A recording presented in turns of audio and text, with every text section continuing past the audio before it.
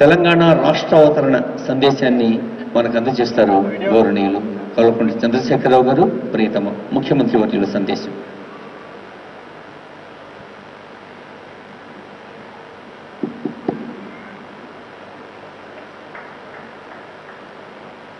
రాష్ట్ర గవర్నర్ గారు, గౌరవనీయులు మాన్యులు శ్రీ నరసింహన్ గారు, రాష్ట్ర మంత్రివర్గ సభ్యులు, గౌరవ పార్లమెంట్ సభ్యులు, శాసనసభ్యులు, శాసన మండలి సభ్యులు, తెలంగాణ బిడ్డలు, ఇతర దేశాలలో అంబాసిడర్స్గా పనిచేస్తున్నటువంటి ఈ పక్కన కూర్చున్నటువంటి మా తెలంగాణ జాతి రత్నాలు,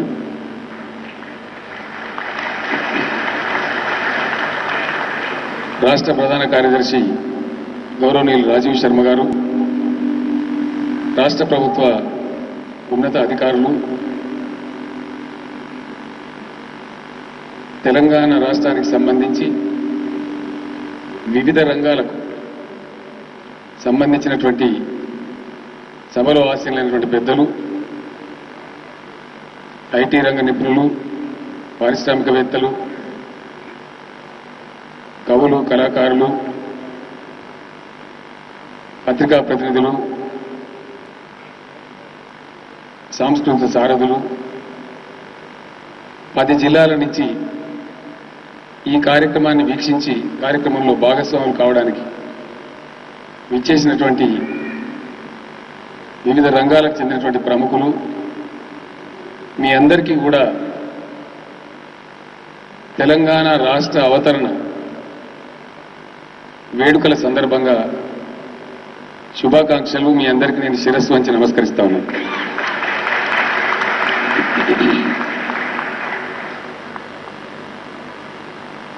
మూడు సంవత్సరాల నాటి మాట. కొందరు మిత్రుల మధ్య కూర్చొని మాట్లాడుతున్నప్పుడు అసలు తెలంగాణ రాష్ట్రం ఏర్పడుతుందా, తెలంగాణ బిడ్డలందరూ ఒక అవతరణ వేడుక జరుపుకొని అందులో ఆత్మీయ ఆంధ్ర సోదరులను కూడా భాగస్వాములను చేసుకొని, ఒక ఆంధ్ర సోదరులే కాదు హైదరాబాద్లో ఉన్నటువంటి అనేక కన్నడిగులు, మార్వాడీలు, గుజరాతీలు, మహారాష్ట్రియన్లు, బెంగాలీలు, ఒరియన్లు, తమిళియన్లు అందరినీ కలుపుకొని ఒక గొప్ప సంరంభాన్ని జరుపుకునేటువంటి ఆ సందర్భాన్ని మనం చూస్తామని చెప్పి తెలంగాణ 3.5 కోట్ల ప్రజలు 1000 కళ్ళతో ఎదురు చూశారు. ఈరోజు తెలంగాణ తల్లిని కీర్తిస్తూ, తెలంగాణ భూభాగం యొక్క గొప్పతనాన్ని కీర్తిస్తూ కళాకారులు పాడిన పాటలు తెలంగాణ ప్రతిభకు ప్రతీకలుగా నిలిచినటువంటి అనేక రంగాలకు చెందినటువంటి విశిష్ట వ్యక్తులు తెలంగాణ గవర్నర్ గారి చేతుల మీదుగా, తెలంగాణ ముఖ్యమంత్రి చేతుల మీదుగా ఇంతమంది పెద్దల సమక్షంలో ఆ పురస్కారాలు స్వీకరించేటువంటి ఈ సన్నివేశం నాకు మహదానందాన్ని కలిగిస్తా ఉంది. ఇది చాలా గొప్ప సన్నివేశం.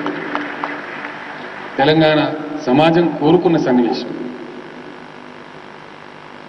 రాష్ట్రం సాకారమైంది. గత 2 సంవత్సరాలుగా మీ అందరి దీవెనతో, మీ అందరి ఆశీస్సులతో, మీ అందరి సలహా సంప్రదింపులతో ముందుకు మన ప్రయాణం సాగుతున్నది. 2 సంవత్సరాలుగా జరిగిన ప్రస్థానం, తత్సంబంధమైన సమీక్ష, భవిష్యత్ మార్గనిర్దేశం పెద్దలందరి సమక్షంలో ఒకసారి తలుచుకోవాలన్న ఉద్దేశంతో ఈ సంరంభానికి, ఈ వేడుకకు మిమ్మల్ని అందరినీ కూడా రమ్మని చెప్పి ఆహ్వానించడం జరిగింది. కొన్ని వాస్తవాలు మీకు చెప్పాలి. మిమ్మల్ని మించిన ఆత్మీయ బంధువులు నాకు ఇంకోరు లేరు.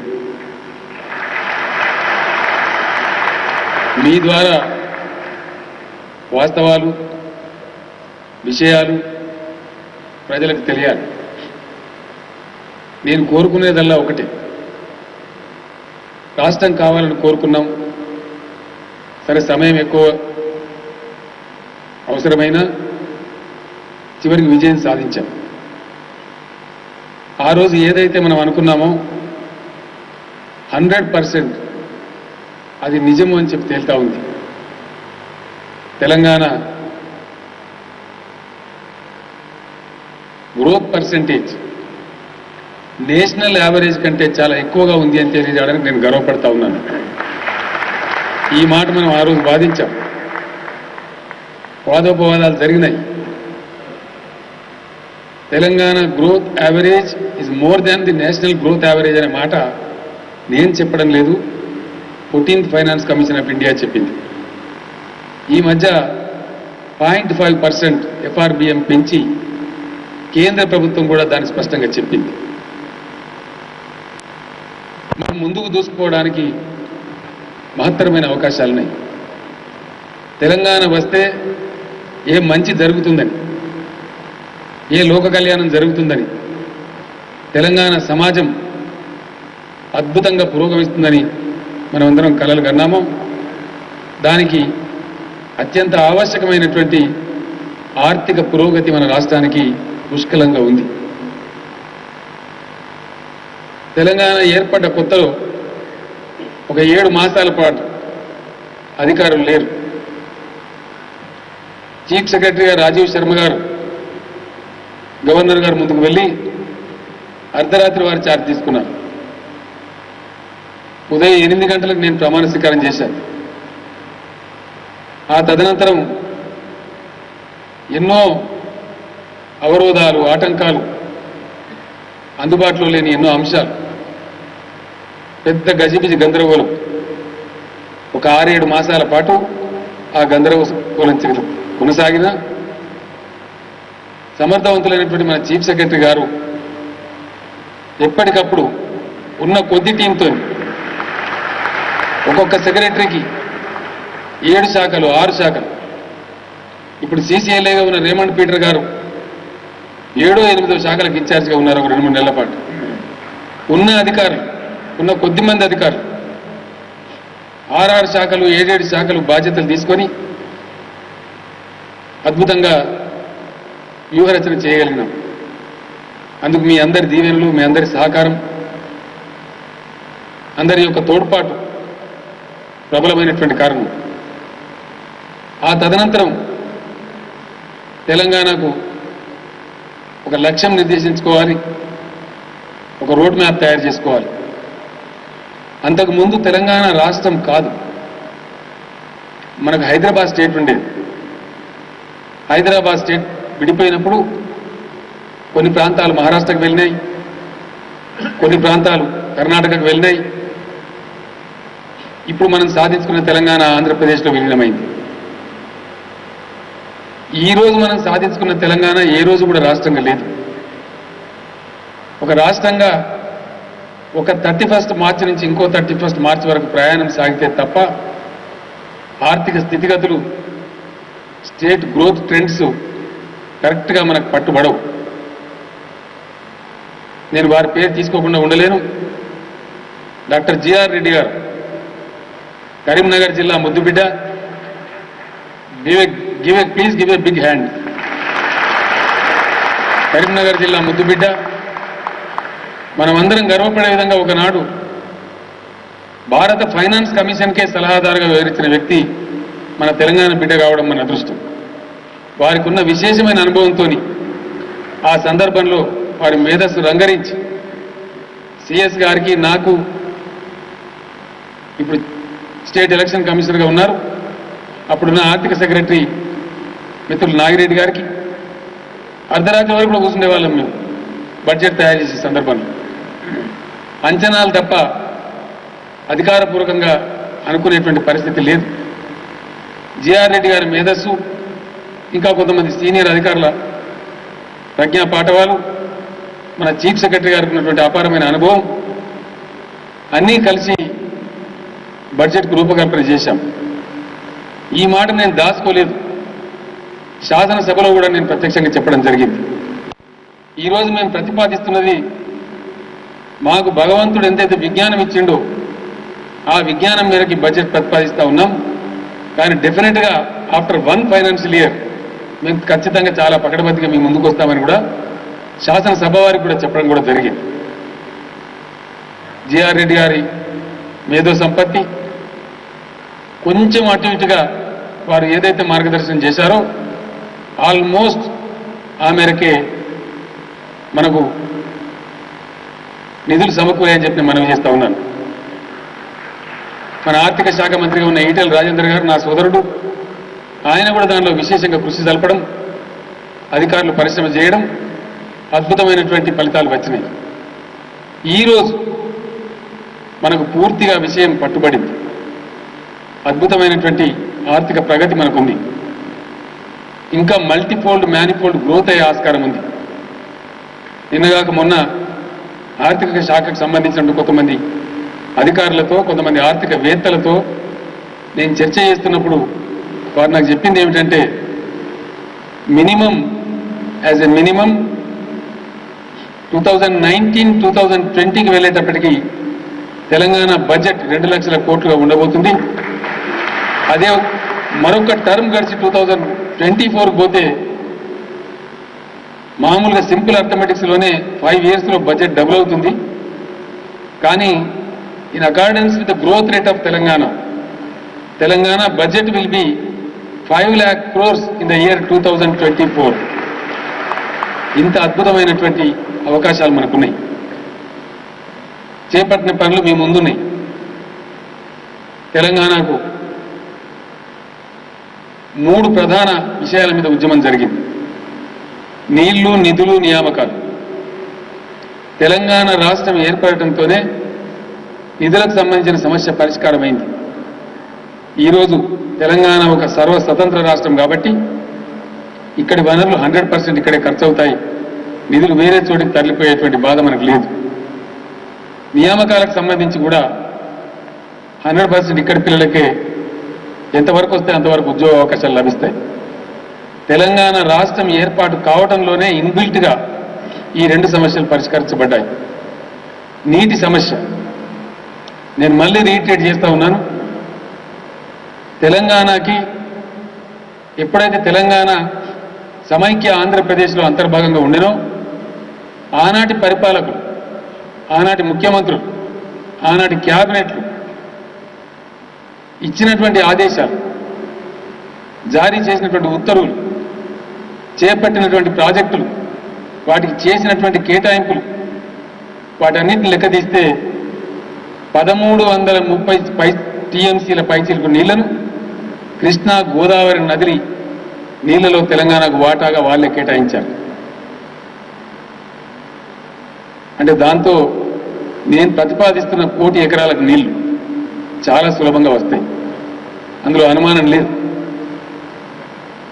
ప్రతి సంవత్సరం 47 సంవత్సరాల సిడబ్ల్యూసీ రికార్డు మనం చూస్తే, ఎందుకంటే ఈ మధ్య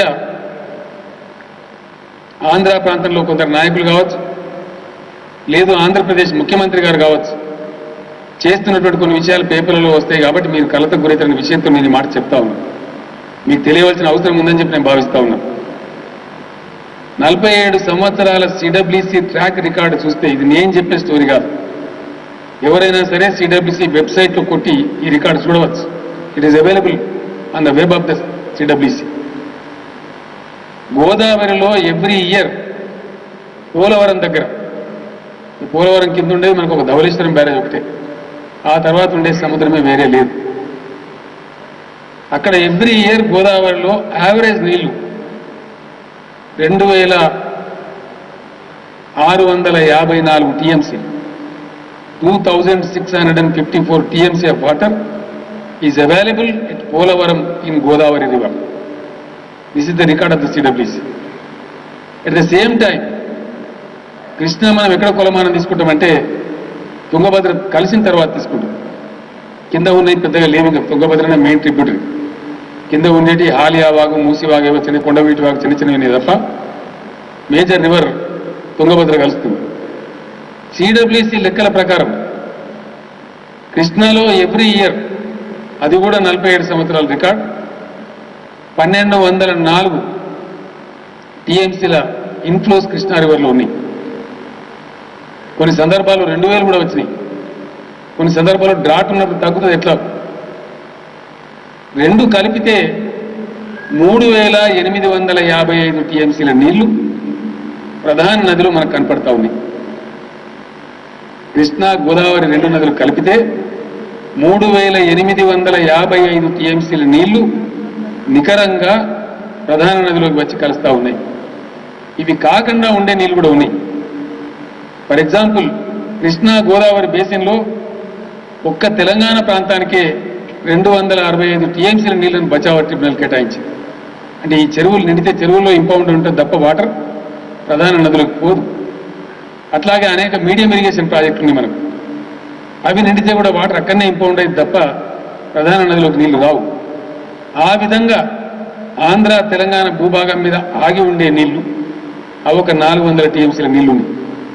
అంటే 4200 టీఎంసీల నీళ్లు ఆంధ్రప్రదేశ్కు తెలంగాణ కలిపి అందుబాటులో ఉంది. అంటే ఎన్ని ఎకరాల భూమి భారతి? 4 కోట్ల ఎకరాల భూమి భారతి. తెలంగాణ తీసుకుంటామంటున్నది ఎంత? 1 కోటి ఎకరాలు. 3 కోట్లు మీరు తీసుకోండి, 1 కోటి మేము తీసుకుంటామంటే గొడవ ఎందుకు? దేనికోసం గొడవ? ఎందుకోసం పెట్టాలి?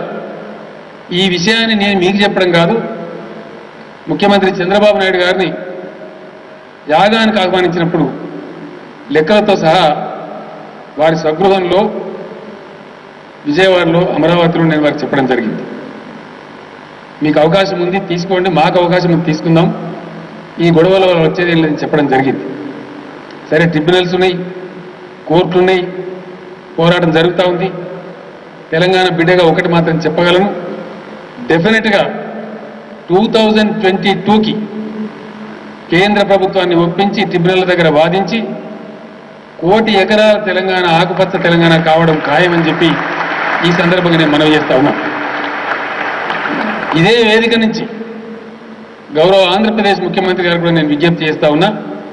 ఇప్పుడు ఇక్కడ ఈ వేదికలో నేను చెప్తున్న మాట ఈ సభకే పరిమితమై లేదు. ఇక్కడి నుంచి చాలా టీవీలు దీన్ని లైవ్ టెలికాస్ట్ కూడా చేస్తూ ఉన్నాయి. It is going to the out side world also.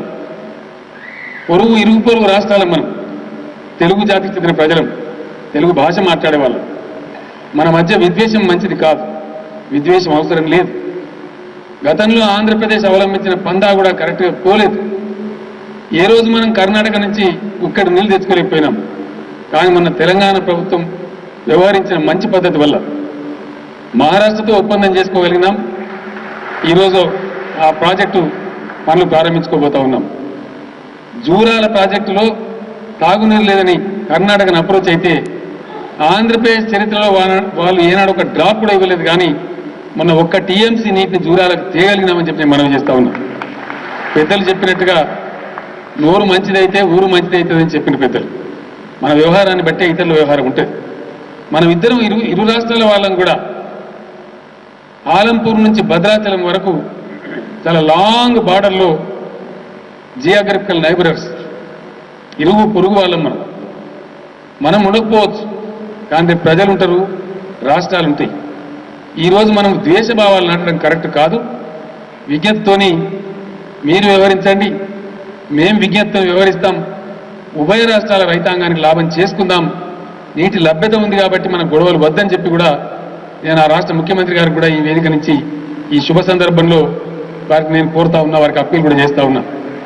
వారు కూడా I hope wisdom will prevail and issue will be settle in amicable manner.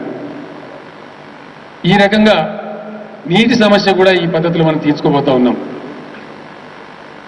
Governor గారి దగ్గరికి నేను వెళ్ళినప్పుడల్లా నేను వారికి ధన్యవాదాలు చెప్పాలి. చంద్రశేఖరరావు గారు, మీరు చాలా కష్టపడి పోరాటం చేసి తెలంగాణ తీసుకున్నారు కదా, మరి ఏం లక్ష్యాలు పెట్టుకున్నారు, ఏం చేస్తున్నారు, అనుకున్న ప్రకారం జరుగుతుందా లేదా అని వారు చాలా కన్సర్న్తో అడుగుతూ ఉంటారు. వారికి మన రాష్ట్ర ప్రజలందరి పక్షాన కూడా నేను హృదయపూర్వకమైన ధన్యవాదాలు, కృతజ్ఞతలు తెలియజేస్తా ఉన్నా. కష్టపడి తెచ్చుకున్న రాష్ట్రం కాబట్టి తప్పకుండా మీరు పైకి రావాలి, న్యాయబద్ధంగా పైకి రండి, మీ హక్కులు మీ పరిధిలో మీకున్న హక్కులో మీరు వ్యవహరించండి అని చెప్పి వారు ఎప్పటికప్పుడు సూచన చేయడం కాదు.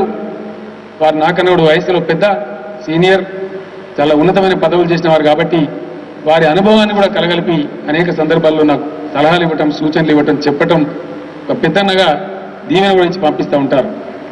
ఈ రకంగా అండదండగా ఉంటూ సూచనలు ఇస్తూ మనల్ని వెన్నుతట్టు నడుతున్నటువంటి మన గవర్నర్ గారికి మనందరి పక్షాన మరొకసారి నేను హృదయపూర్వకమైన ధన్యవాదాలు, కృతజ్ఞతలు తెలియజేసుకుంటా ఉన్నాను. ఇంకొక మాట చెప్పి ముగిస్తాను. మీకు గవర్నర్ గారికి మధ్య నేను ఉన్నాను చాలాసేపు, నా తర్వాత వారు ప్రసంగిస్తారు. బడ్జెట్ ఇట్లా ఉంటుంది సార్, ఎకానమిస్టులు చెప్పినారని చెప్పి నేను గవర్నర్ గారికి చెప్పినాను.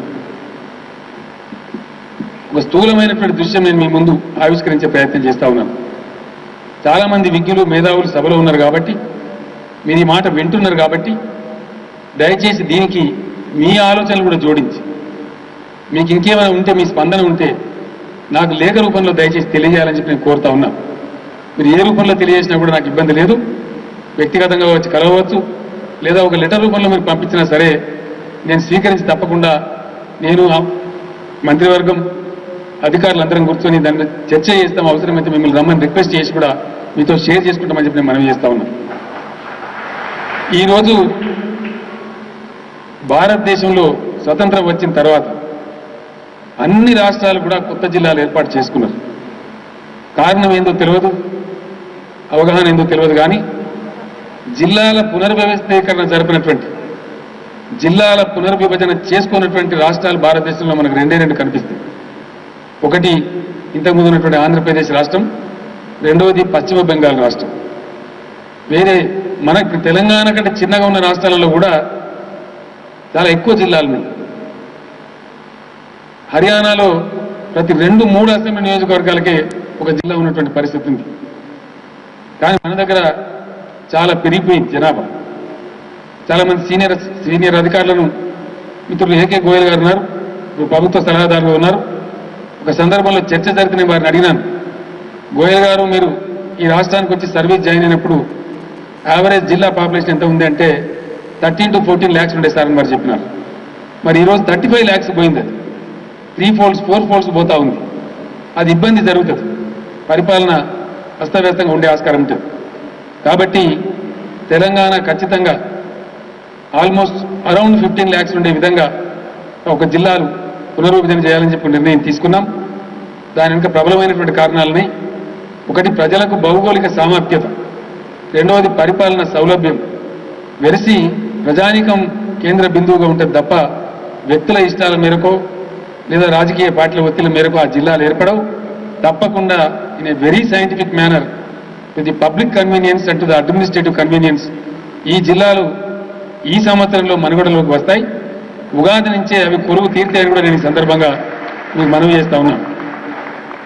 మరొక విషయం చెప్పుకోవాల్సిన అవసరం ఉంది. కొంతమంది ఒప్పుకున్నా ఒప్పుకోకపోయినా డెఫినెట్గా పేదరికం ఉంది. ఉదయం కూడా నేను పరేడ్ గ్రౌండ్ సభలో చెప్పాను, ఈ పేదరిక నిర్మూలన జరగనంత వరకు ఎన్ని విషయాలు చెప్పినా, ఎన్ని ఉపన్యాసాలు దంచినా అవన్నీ నిష్ప్రయోజనమే తప్ప వేరే కాదు. అమర్త్య సేన్ గారు అన్నారు, పేదల ఎజెండా, పేదల సంక్షేమం, పేదల అభివృద్ధి కోసం లేనటువంటి ప్రణాళిక అది ఏదైనా సరే అది అనైతికం అని చెప్పి ఆయన చెప్పడం జరిగింది. కరెక్ట్గా తెలంగాణ ప్రభుత్వం కూడా అదే సిద్ధాంతీకరణతో ముందు పోతుందని మనం చేస్తా ఉన్నాం. ఈరోజు పేదల సంక్షేమం కోసం, తాత్కాలికంగా సంక్షేమం కోసం మనం అద్భుతమైన వెల్ఫేర్ బొకే పెట్టుకున్నాం. 36,000 కోట్ల రూపాయలు వివిధ రకాల స్కీమ్ల కింద పేద ప్రజానికానికి అందజేస్తూ ఉన్నాం. అది సంతృప్తి కాదు, తాత్కాలికంగా వాళ్ళని ఆదుకుంటా ఉన్నాం. మనం ఈ రకమైన దాంతో పటిష్టమైన పునాది ఏర్పాటు చేయలేం. ఆ పేదలు తమ కాలం మీద తాము నిలబడే పరిస్థితి రావాలి, వాళ్ళు స్వావలంబన సాధించే దిశగా పోవాలి. ఈ మాట మీ ముందెందుకు పెడుతున్నా అంటే, ఈరోజు మనం పెడుతున్న పెట్టుబడులు, మనకు అవసరమున్న ఇన్ఫ్రాస్ట్రక్చర్, మన మేజర్ ఇరిగేషన్ కావచ్చు, మిషన్ భగీరథ కావచ్చు, మేజర్ ఇరిగేషన్లోనే మిషన్ కాకతీయ చెరువుల పునరుద్ధరణ కూడా అంతర్భాగంగా ఉంటుంది. ఆ తర్వాత విద్యుత్ ఉత్పత్తి రంగం, అఫ్కోర్స్ అది ప్రభుత్వేతర పెట్టుబడులే దాంట్లో ఎక్కువ ఉంటాయి, హైపోతికేషన్ ప్రాజెక్ట్స్ ఉంటాయి. కొంత ప్రేరణ, ఆర్థిక ప్రేరణ ప్రభుత్వం కూడా అప్పుడప్పుడు ఇస్తూ ఉంటుంది. ఆ తదనంతరం రోడ్స్ వగైరా ఇన్ఫ్రాస్ట్రక్చర్ కావచ్చు, ఇవన్నిటికి కూడా స్థూలంగా ఒకసారి లెక్కలు తీస్తే ఒక 2,75,000 కోట్ల పెట్టుబడులు మనం పెడితే ఇవి 100% కంప్లీట్ అయిపోతాయి. ఈ మాట నేను గవర్నర్ గారు చెప్పినప్పుడు వారు అన్నారు, మరి 5 లక్షల కోట్ల బడ్జెట్ మీకు వస్తే డబ్బులని ఏం చేసుకుంటారు మీరు తెలంగాణ వాళ్ళు అని వారు అడిగారు. నేను చెప్పిన సార్ జిల్లాలు చిన్నగా అవుతున్నాయి, జిల్లాలు చిన్నగా అయినప్పుడు కలెక్టర్లకు ఎట్లా యువకులను వేస్తాం, ఉత్సాహవంతులను యంగ్ ఆఫీసర్స్ను ఉన్నంతలో మంచి ఆఫీసర్స్ని వేస్తాం కాబట్టి వాళ్ళకు ఈచ్ ఫ్యామిలీ హిస్టరీ టిప్స్ మీద ఉంటుంది. వాళ్ళ జిల్లా పరిధిలో ఉండేటువంటి ఈచ్ ఫ్యామిలీ యొక్క హిస్టరీ టిప్స్ మీద ఉంటుంది. సెటిల్డ్ ఫ్యామిలీస్ ఎన్ని తెలంగాణలో, అన్సెటిల్డ్ ఫ్యామిలీస్ ఎన్ని. సెటిల్డ్ అంటే ఉద్యోగమో వ్యాపారమో వ్యవసాయమో ఓ జర్నలిస్ట్ గానో ఒక ఆర్టిస్ట్ గానో స్థిరపడి బతుకుతున్న కుటుంబాలు ఎన్ని, ఏమీ లేకుండా ఎటు కాకుండా ఉన్నటువంటి కుటుంబాలు ఎన్ని అనే లెక్కలు తీస్తాం. ఇప్పటికే సమగ్ర కుటుంబ సర్వేలో కొంత స్థూలమైన ఇది వచ్చింది. కానీ చిన్న జిల్లాలు అయినప్పుడు చాలా ఈజీగా ఆ విషయాలన్నీ మొత్తం కంప్లీట్గా పర్ఫెక్ట్గా వస్తాయి. ఒక్కొక్క పేద కుటుంబాన్ని పిలిచి నువ్వు పేదపాటుగా ఉండడానికి వీలేదు కమాన్ అని చెప్పి ఆ పేదలందరినీ కూడా ధనికులుగా తయారు చేసే దిశగా పోతాం. మా పెట్టుబడులు, మా రాష్ట్ర పెట్టుబడులన్నీ కూడా మా ఎకనామిక్, మా కెపాసిటీ, ఆ ఫ్లో అంతా కూడా టువార్డ్స్ పూర్ ఉంటుంది. పేదరికం మీద యుద్ధం డిక్లేర్ చేస్తాం, ఆ పేదరికం అనే దాన్ని తరిమిస్తామని చెప్పి నేను చెప్పడం జరిగింది. చివరిగా నేను ముగించే ముందు ఒకటే మాట, మీకు నేను ఇచ్చే హామీ ఒకటి. కష్టపడ్డం తెలంగాణలో 600 సరే ఇంకా విద్యుత్ శక్తి కోతలు ఉండవు, కరెంటు కోతలు ఉండవు తెలంగాణలో. రాబోయే రోజులలో మరింత క్వాలిటీ పెరుగుతుంది. 24 hours 3 phase పవర్ సప్లై అయ్యేటువంటి రోజు సమీప భవిష్యత్తులోనే ఉంది అని చెప్పి నేను సంతోషంగా ప్రకటిస్తా ఉన్నాను. 2018 మిడ్ 2018 తర్వాత తెలంగాణలో ఎట్టి పరిస్థితులలో మంచినీటి కొరత ఉండదు అని చెప్పి మీ అందరికి నేను మనవి చేస్తా ఉన్నా. మా సీనియర్ అధికారి సింగ్ గారు అక్కడ, ఎస్పీ సింగ్ గారు అక్కడ ఉన్నారు, వారి ఆ బాధ్యతలు చూస్తూ ఉన్నారు. Can I say that 2018 mid 2018 తర్వాత ఎట్టి పరిస్థితులలో తెలంగాణలో మంచినీటి కొరత ఉండదు అని చెప్పి మనం చేస్తా ఉన్నాం. 2022 తర్వాత కరువు రక్కసి తెలంగాణ వైపు కన్నెత్తి చూడడానికే భయపడుతుంది, ఇక్కడ కరువు ఉండదని చెప్పి నేను మనవి చేస్తా ఉన్నాం. స్థానికంగా వర్షం కురిసినా కురవకపోయినా నదులలో నీటి లభ్యత ఉంది కాబట్టి కరువు రాక్షసి అనేది మన వైపు కన్నెత్తి కూడా చూడదు ఆఫ్టర్ 2022 అని మనం చేస్తా ఉన్నాం. రాజకీయ అవినీతిని చాలా వరకు నిర్మూలించగలిగినాం, అది మీ అందరికి తెలుసు. నేను మీకు కొత్తగా చెప్పాల్సిన అవసరం లేదు. అది ఉంటే బయట ఎట్లుందో వాతావరణం మీకు తెలుసు, ఉన్న నాడెట్లుందో మీకు తెలుసు, నేడెట్లుందో మీకు తెలుసు. మీరే న్యాయ నిర్ణేతలు. ఆ చర్చ బయట జరుగుతూనే ఉంటుంది. అవినీతి ఉంటే దాని స్టోరీలు ఉంటాయి, లేకపోతే కూడా దాని స్టోరీలు కూడా బయట ఉంటాయి. అది దాచిపెట్టేది కాదు. కింది స్థాయిలో ఉండేటువంటి అవినీతి ఏదైనా ఉంటే దానికోసం సిస్టమ్స్ తెస్తా ఉన్నాం. పేదలకు సంబంధించిన విషయాలలో సిస్టమ్స్ తీసుకొచ్చి పాతుకుపోయినటువంటి దాన్ని తీసేయాలంటే సడన్గా ఓవర్ నైట్ మనం తీసేయలేం, సాధ్యం కాదు. ఊరికే కలలు గంటే కాదు. అదొక క్రమ పద్ధతిలో ఈ మధ్యన చర్చ జరుగుతూ ఉంది ప్రభుత్వంలో. ఏ వాటిలలో ఎట్లా మనం సిస్టమ్ పెట్టాలి, ఆన్లైన్ జిహెచ్ఎంసీలో ఆన్లైన్ ద్వారా అప్లై చేయించి హ్యూమన్ ఇంటర్ఫేస్ లేకుండా చేయాలని ప్రయత్నాలు జరుగుతూ ఉన్నాయి. ఆ సిస్టమిక్ చేంజెస్ ద్వారా దిగువ స్థాయిలో కూడా ఉండేటువంటి కరప్షన్ను ఎరాడికేట్ చేసే దిశగా ముందుకు పోతా ఉన్నామని చెప్పి మనం చేస్తా ఉన్నాం. కొన్ని వల్నరబిలిటీలు మేము ఉంటామా పోతామా, ఇది ఎప్పుడు ప్రైవేటైజ్ అవుతుందో అనుకునేటువంటి ఆర్టీసీ, తెలంగాణ ఆర్టీసీ పటిష్టపడ్డది, పదిలపడ్డది. అది ఖచ్చితంగా ప్రభుత్వ రంగ సంస్థగానే ఉంటుంది తప్ప ప్రైవేటైజ్ కాదు ఏ పరిస్థితులలో. అది కొనసాగుతుంది, ఇంకింత బలోపేతమైతే ఉండే మనం చేస్తా ఉన్నాం. తెలంగాణ విద్యుత్ శక్తి కూడా తెలంగాణ జెన్కో ప్రొడ్యూస్ చేస్తారు తప్ప ఇది ఎట్టి పరిస్థితుల్లో ప్రైవేట్ ప్రొడక్షన్కి అనుమతించం కూడా, ఆ పాలసీ కూడా లేదని చెప్పి మనం చేస్తా ఉన్నాం. అంటే ప్రైవేట్ మేము అగనెస్ట్ అని కాదు. ఎక్కడనైతే ప్రభుత్వ రంగ ఆధ్వర్యంలో మేము చేయాలో అక్కడ చేస్తాం, ఎక్కడనైతే ప్రైవేట్ పెట్టుబడులు అవసరమైతే అక్కడ కూడా మేము ఆహ్వానిస్తాం తప్ప బ్యాలెన్స్ చేసుకొని పోతాం తప్ప టోటల్గా వన్ సైడ్గా మాత్రం పోము. రాష్ట్ర అవసరాల దృష్ట్యా, రాష్ట్ర భవిష్యత్ దృష్ట్యా ఆ ఎజెండా వేసుకొని ముందుకు పోతామని కూడా ఈ సందర్భంగా నేను మనవి చేస్తా ఉన్నాం. ఇటువంటి ఆవిష్కరణతో, ఇటువంటి అవగాహనతో ఈ రాష్ట్రం యొక్క 2 సంవత్సరాల సమీక్ష నేను మీ ముందు పెట్టాను. భవిష్యత్తులో ఏమనుకుంటున్నాం అనేటువంటి విషయాన్ని కూడా స్థూలంగా నేను మీ ముందు ఉంచినాను. ఇంతకంటే ఎక్కువ టైం నేను తీసుకోను.